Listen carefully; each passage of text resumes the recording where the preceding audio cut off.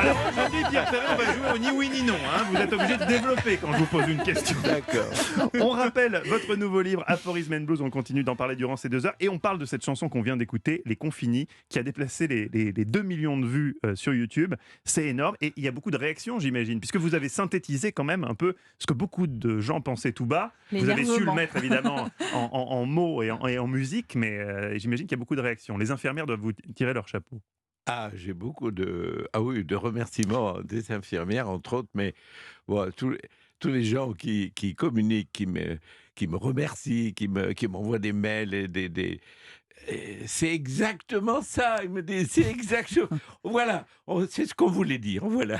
Et ça, c'est merveilleux parce que, bon, ça fait exulter un peu quelque part parce qu'il y a tellement de gens qui pensaient ça tout bas qu'il fallait bien quelqu'un pour essayer de le dire tout haut, quoi. Vous dites il y a des auteurs qui écrivent une chanson en 3 jours. Il me faut parfois 5 ans pour Et oui, parvenir c'est au ça, résultat que ouais. j'attends. Comment vous avez fait pour écrire une chanson qui synthétise si bien l'air du temps en si peu de temps finalement Ça vous m'a l'avez pris écrite. 3 semaines. Ah bah là, 3 semaines, vous Ouais, êtes c'est un surpassé là. record. C'est Pour un moi, c'est record. très rare d'arriver à écrire une chanson en 3 semaines.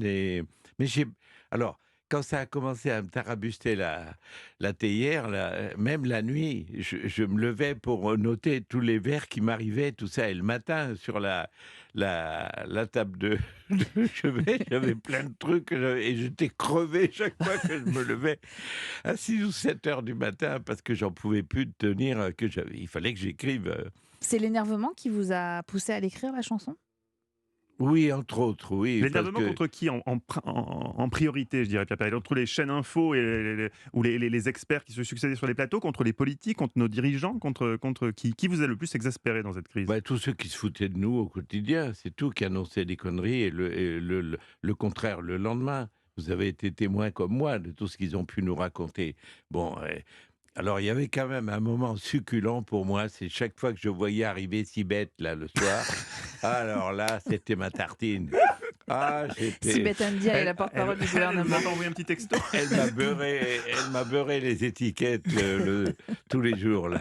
J'avoue que j'attendais ce moment, tu sais, comme quand t'es à la messe au moment de l'élévation là. Voilà. Ah, ça c'est trop beau.